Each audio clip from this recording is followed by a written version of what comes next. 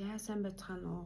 Одоо ингээ шинэ жилд өгч байна. Шинэ жилээр ингээ манай бүсгүйчүүд маань нүдний будалдаа яаж хийх вэ гэд асуухаар будалтын төрлөө сайн мэддэггүй. Тийм болохоор ингээ би та нартай цуврал зөвлөгөө бичлэг хийгээд би танд ийм будалд хийгээд өгөө гэх юм бол би энийг хийх гэж байна гэсэн тийм гоё ойлгомжтой зүйлийг зааж өгөх гээд одоо хичээж байна. Миний анхны бичлэг.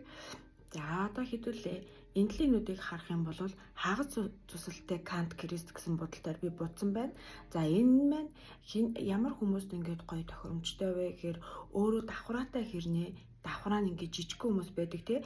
Давхраа жижиг байвал сормоос нангууд давхраа нь алга болчдөг байхгүй юу? Тэгэхээр уг хүн нуулангой давхраатай байгаад байдаг.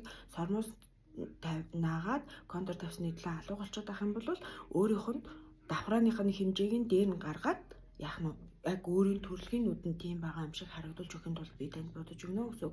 Мөн давхраагүй хүнд бол мэдээж ингэж харагдана. Давхраагүй хүнд бол энэ хоёр талын бодолд хоёулаа маш гоё орж ирдэг. За тэгээд би танд хагас Кант гэдэг будал танд ингэж авах юм байна. Би таныг ингэж хагас Кант Крист гэдэг будалтаар бодож өгөө гэх юм бол би танд энэ будалтыг санал болгож байна гэсэн. За одоо нөгөө тал нь болохоор давхраатай нүдтэй байж болно, давхраагүй нүдтэй байж болно, аль нь ч ялгаагүй хамгийн гоё нь маш гоё том нүдтэй харагдъя. Би бүр ингээд айгүй гоё тод будулмаар байна гэх юм бол би танд энэ бүтэн Кант Крист гэдэг энэ будалтыг санал болгоно. Энэ бүтэн Кант Кристийг би одоо мэдээж хамгийн тийм натурал байдлаар будсан байна. Иймэрхүү байдал нь таалагдж байгаа бол ингэж будаж болно. Бүр гоёлын болгоод шигтгээгээр чимээд одоо өнгийн контур оруулаад гих мэтчлэн деталь жижиг юмнууд дээр бол нэмэлтүүдийг үл хийж өгч болно.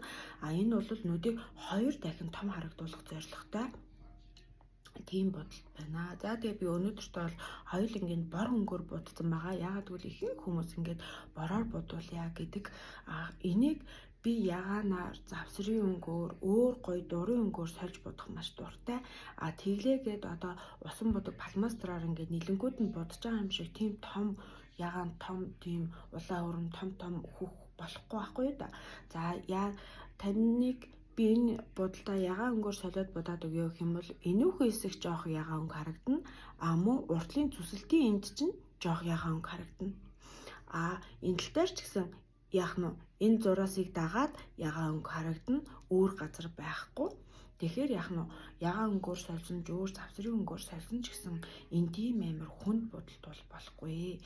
За тэгэхээр хэдүүлээ шинэ жилээр будалтаа сонгохдоо би тийм төрлийн будалт хүсэж байна гэдгийг илэрхийлж сурахын тулд хэдүүлээ энэлийн будалт нь хагас Кант Крист гэдэг будалт юм байна гэж хэлээд авчиж.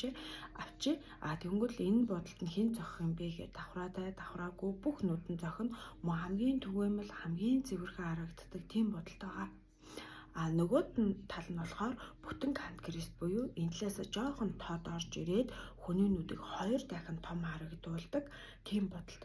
За тэгээ энэ хоёроо жижиг деталаар шигтгээ болон өнгийн контроор чимэглэхэд бол асуудал байхгүй. Үндсэн би танд харагдах байдлаараа хагас Кант Крист зохих юм байна. Хоёулаа тэгж будъя гэвэл би танд энэ будалтыг санал болгож байна гэсэн.